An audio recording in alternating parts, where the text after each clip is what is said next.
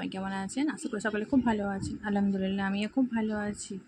আজকে দেখতে পাচ্ছ তোমাদের সঙ্গে আমি কীরকম একটা ভিডিও নিয়ে চলে এসেছি। আজকের ভিডিওটা একেবারেই অন্যরকম। সকালে কী ব্রেকফাস্ট করি সেগুলোই তোমাদের সঙ্গে থেকে শেয়ার করতে চলে এলাম। আর এখানে দেখতে পাচ্ছ কেকটা যেহেতু কালকে রাতে একটু খাওয়া হয়েছিল, ভাবলাম বাকিগুলো যেগুলো একটু বেঁচে আছে সেগুলো একটু পিস করে রাখি, তো খাওয়ার সময় সুবিধা হয়। পিস করে রাখলে যার ইচ্ছা মতো নিয়ে খাওয়া যায়। তো সেই জন্যই ভাবলাম এগুলো একটু সকাল সকাল এই কাজগুলো একটু সেরে রাখলে ভালো হয়। তো দেখো এখানে পিসেসগুলো করে নিচ্ছি, সেগুলো একটু তোমাদের একটু শেয়ার করছি। দেখো কেমন করে পিসেস করেছি আমি। আর কেকটা কিন্তু খুব টেস্টি হয়েছিল। যতগুলো ড্রাই ফ্রুট ছিল সব রকম ড্রাই ফ্রুট দিয়ে, সেরকম কিছু না, ড্রাই ফ্রুট দিয়ে কেকটাই বানিয়েছিলাম। আর একটু নিয়েছিলাম ময়দা আর যে মেটেরিয়ালসগুলো লাগে কেক বানানোর জন্য, তো সেগুলো ইউজ করেছিলাম। খেতে কিন্তু বাড়ির কেক তো অবভিয়াসলি বাড়ির কেকের টেস্টই আলাদা হয়। তো চলো এখানে তো দেখতে পাচ্ছ পিসগুলো তুলে গেছে। আর আজকে সকালে গরমা গরম বানাবো আলু পরাঠা। আর এরকম মর্নিংয়ে গরম গরম আলু পরাঠা হলে আর কী চাই বলো। আর ছিল কিন্তু chicken pakora, cake, chicken pakora, গরম গরম চা আর সঙ্গে মচমচে আলু পরাঠা। আজকে ছিল এটাই আমাদের সকালের মর্নিং ব্রেকফাস্ট। তো সেটাই ভাবছিলাম তোমার সঙ্গে একটু শেয়ার করে নিই।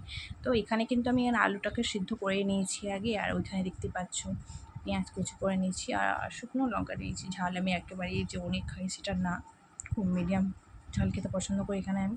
তো ঝালটাকে আমি একটু অ্যাভয়েড করেই চলি। তো এখানে প্রথমে করতে হয় কি আমাকে, যেহেতু আমি আলুর পুরটা বানাবো, তো তার জন্য এখানে দেখতে পাচ্ছ কড়াইতে তেলটা গরম করে নিয়েছি। আর তার মধ্যে পেঁয়াজটাকে নাড়াচাড়া করে নিচ্ছি, একটু বাদামি বাদামি কালার করবো সেই জন্য ভাজা ভাজা করে নিতে হবে আগে। যেহেতু আলু পরোঠার হচ্ছে এই আলুর পুরটাই হচ্ছে মেন টেস্ট বানানো হবে, তার জন্য আলু পরোটা তো টেস্টি হয়। তো এখানে দেখো পেঁয়াজগুলোকে ভালোভাবে নাড়াচাড়া করে নিচ্ছি। পেঁয়াজটা একটু ভালোভাবে একটু ভাজতে হবে। আর এই দেখো ভাজাও হয়ে গেছে, তো আলুগুলো উপরে দিয়ে নিলাম। এবারে একটু যেহেতু গরম আছে, তো চলো সেরকম গরমও না, একটু বেশ গরম গরমভাবে একটু ওইটাকে মিক্সড করলে কী হয়, পেঁয়াজগুলো ভালোভাবে আলুর সঙ্গে মিক্সড হবে। আর এখানে দেখো এবার কিন্তু আমি যে লবণ আর নিয়ে নিচ্ছি এখানে শুকনো গুঁড়ো লঙ্কাটা। ঝালটা যে যারা পরিমাণ মতন ইউজ করো। আমি যেটা আমি ঝাল একেবারে পছন্দ করি না, একবারে যে ঝাল খাই না আর একবারে যে অনেক ঝাল খাই সেটা না, যতটা প্রয়োজন সেরকম নিয়েছি। আর এখানে একটু নিয়ে নিচ্ছি চাট মশলা, এর মধ্যে কিন্তু সব রকম মশলাগুলো মিক্সড করা আছে। আর দিয়ে নিলাম একটু কাশ্মীরি লাল লঙ্কার গুঁড়ো। সবগুলো দিয়ে নেওয়ার পরে এবারে ভালোভাবে কিন্তু এগুলোকে আমি মিহি করে একটা ভর্তার মতন বানিয়ে নেবো। যেহেতু এটা আলু পাঠাবে, তো আলু চেষ্টা করবে আলুগুলো একেবারেই যেন গোটা গোটা ভাবটা না থাকে। তো সেখানে কী হয়, আলুর পরাঠা যখন পরোটার শেপে বেলতে যাবে বা সেটাকে শেপ দিতে যাবে, তো সেখান থেকে আলুর যে পুরটা বের হয়ে আসতে পারে। তো চেষ্টা করবে আলুটাকে ভালোভাবে মিহিভাবে একটু পুরটা ভর্তাটা বানিয়ে নেওয়ার। তো এটার জন্য একটু সময় নিয়ে ভালোভাবে একটু ভর্তা বানিয়ে নিলেই হয়ে যাবে কিন্তু। আর এখানে কিন্তু এর করতে দিয়ে এনেছি এবারে ঘিটা অবশ্যই দেবে, কেননা ঘিটা হচ্ছে এর মেন ভর্তার টেস্ট একটু আর দ্বিগুণ বাড়িয়ে দেয়।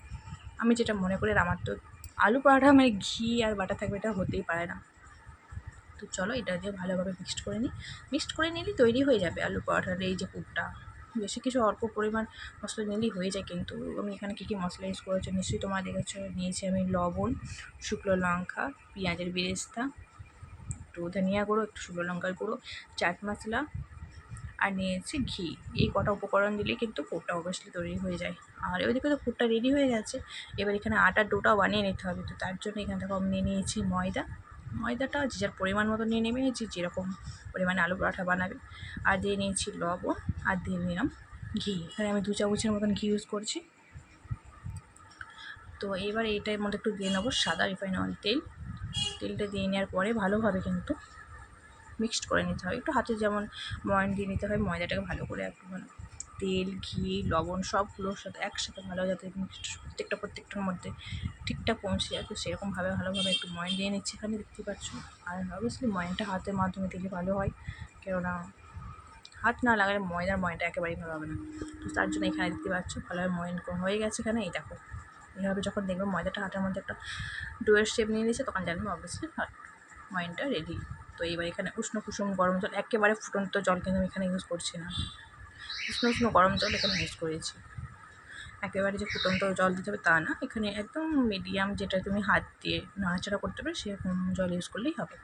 তোমাদের সাথে গল্প করতে এখানে তো ডোটা তৈরি হয়ে গেছে। তো চলো এর উপর দিয়ে আমি আরেকটু সাদা তেল উপর থেকে দিয়ে নিয়ে একে 5 থেকে 10 মিনিট মতো রেস্টিংয়ে রাখলেই হবে, যেহেতু এটা আলু পরোটা বানাচ্ছি। তো তার জন্য 10-15 মিনিটের মতন রেস্টিংয়ে রাখলেই যথেষ্ট। তো চলো এটাকে ভালোভাবে তেলগুলো ময়দার সঙ্গে মিক্সড করে নিয়ে এটাকে আমি একটা ঢাকা চাপা দিয়ে কিছুক্ষণ বলতে আমি এখানে বলেই দিলাম যে 10-15 মিনিটের মতন রেস্টিংয়ে রাখছি। তো চলো এটাকে একটা আমি ঢাকা চাপা দিয়ে নিই। ঢাকনা চাপা দেওয়ার পর 10-15 মিনিট পরে ফিরে আসবো অবশ্যই। তো চলো, তো দেখো এখানে কিন্তু আমি আবার তোমাদের সঙ্গে শেয়ার করছি আলু পরোটার জন্য যে ময়দাগুলো মেখে রেখেছিলাম। তো এখানে দেখো, এখানে আমি প্রত্যেকটা লেচিগুলো কেটে নিয়েছি।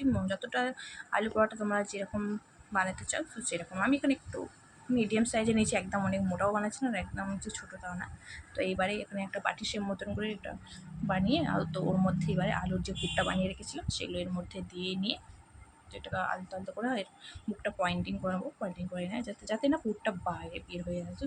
তো তোমরা যে যেরকমভাবে পারো সেরকম করে ওই মুখটা পয়েন্ট করে নিয়েও নেওয়ার পরে গোল গোল আঁকি দিয়ে দেয় মেটেকে। সব দেখো কীভাবে মুখটাকে সিল করে নিলাম। সিল করে নেওয়ার পরে কিন্তু এটাকে ফের আমি আটার ডুয়ের শেপে তৈরি করে নেব। দেখো এখানে কিন্তু তৈরি করে একটা দেখিয়ে দিলাম তোমাদেরকে। তো চলো আর একটাও তোমাদেরকে বানিয়ে দেখিয়ে নিই কীভাবে বানিয়েছিলাম আমি। এখানে প্রথমে এখানে দুটো হাতের মাধ্যমে এটাকে একটু বাটি শেপ মানে যার মধ্যে আমি পুরটাকে দিতে পারি, তো সেরকম একটা বাটি শেপের মতন বানাচ্ছি। তো বানিয়ে নেওয়ার পরে এইবার এর মধ্যে আলুর পুরটা যে যতটা পারবে, যতটা এর মধ্যে যাবে, ঠিক আছে, এর মধ্যে যতটা ধরবে বা পুরটা নিতে পারবে ঠিক ততটা এর মধ্যে দিও। নাহলে ওভার পুর হয়ে গেলে কিন্তু বেলার সময় রুটিটা ফেটে যেতে পারে আর পুরগুলো সব বাইরে বের হয়ে যাবে। তো সেখানে আলু বড়ার কোনো টেস্ট আর মজা লাগবেই না। তো চেষ্টা করবে যতটা আটাটার ডোটা বানিয়েছো ততটা পরিমাণেরই দিবা। চলো এখানে দেখিয়ে দিলাম কীভাবে এটা বানালাম। তোমাদের যেটা সুবিধা মনে হয় সেভাবে বানিয়ে নিতে পারো। তোমরা রুটি পেলে তার উপরে পুর দিয়ে আবার একটা রুটি দিয়ে পয়েন্ট করেও বানিয়ে নিতে পারো বা এরকম করেও বানিয়ে নিতে পারো। তো এবারে কিন্তু এটাকে আমি কোনো বেলনি বা এতে বেলছি না, এখানে এটাকে আমি একটু হাতের তেল নিয়ে এটাকে জাস্ট হাত দিয়ে একটু আলতো আলতোভাবে চাপ দিলেই কিন্তু দেখো এটা রুটির শেপে চলে আসবে। বেলনি লাগবেই না বা বেলার কোনো ঝামেলা ছাড়াই তুমি হাত দিয়ে এটাকে নিতে পারবে। আর যেহেতু আমার ময়দাটা তখন অনেকটাই সফট ছিল তো সেই জন্য আমি এটা হাত দিয়েই করে নিতে পারলাম। তোমরা এইভাবে চেষ্টা করো, খুব ভালো লাগবে। তো চলো এখানে দেখতেই পাচ্ছ আমি এখানে চুলাতে কড়াটা গরম করে নিয়ে আলু পরোটাগুলো কড়াইয়ের মধ্যে দিয়ে নিয়েছি। এইবারে এগুলোকে আমি এক এক করে সেঁকে নেবো। এখানে কিন্তু আমি আলু পরোটাগুলো প্রত্যেকটা কিন্তু আমি ঘি দিই সেঁকছি। তোমরা চাইলে সাদা তেল বা বাটার যার যেটা পছন্দ সেটা দিয়ে সেঁকে নিতে পারো। আর এরকম গরম গরম মচমচে সকাল সকাল আলু পরোটা জাস্ট পাও। তো চলো দেখো উপর পিঠটা ভাজা হয়ে গেছে, তো আরেক সাইডটা আমি ঠিক একইভাবে মচমচে করে ভেজে নেবো। ভেজে নিলেই তৈরি হয়ে যাবে আজকে আমার গরমা গরম আলু পরোটা। তো আজকে আমার এই সকালের নাস্তার রেসিপিটা কেমন লাগলো তোমাদেরকে অবশ্যই আমাকে কমেন্ট করে জানিও। তো চলো দেখো এখানে হয়ে গেছে আলু পরোটা রেডি। আর এইদিকে দেখো আমি বানাচ্ছি চিকেন বিবি, চিকেন পকোড়া। এগুলো সকালের নাস্তার সঙ্গে আলু পরোটা, কেক বাড়িতে বানানো সব কিন্তু এগুলো আমাদের। আর ছিল গরমা গরম চিকেন পকোড়া। এখানে পকোড়ার মধ্যে আমি ইউজ করেছিলাম এই পকোড়া রেসিপিটা তোমাদের শেয়ার করলাম না। যদি তোমরা আমার এই বেবি চিকেন পকোড়া রেসিপিটা জানতে চাও তো প্লিজ কমেন্ট করে বলো, অবশ্যই আমি তোমাদের সঙ্গে এই পকোড়া রেসিপিটা নিশ্চয়ই শেয়ার করবো। তো চলো এখানে কিন্তু আমি এক এক করে পকোড়াগুলো গরম বোতলে ভেজে নিচ্ছি। পকোড়াটার মধ্যে আমি দিয়েছিলাম কিন্তু জাস্ট সয়া সস, আর দিয়েছিলাম একটু গোলমরিচের গুঁড়া, আর দিয়েছিলাম 3-4 রকমের sauce, baking powder, chaat masala, আর একটু কর্নফ্লাওয়ার, একটা ডিম। ব্যাস এই কটা উপকরণ দিয়ে বেবি চিকেন পকোড়াগুলো সব রেডি। তো আজকের মতন আমি ভিডিওটা তোমার সাথে এখানে শেষ করলাম। আমি করি নাস্তা। তোমরা আমার ভিডিওটা কেমন লাগলো প্লিজ কমেন্ট করে জানিও। তো আজকের মতন টাটা, বাই, আল্লাহ হাফেজ।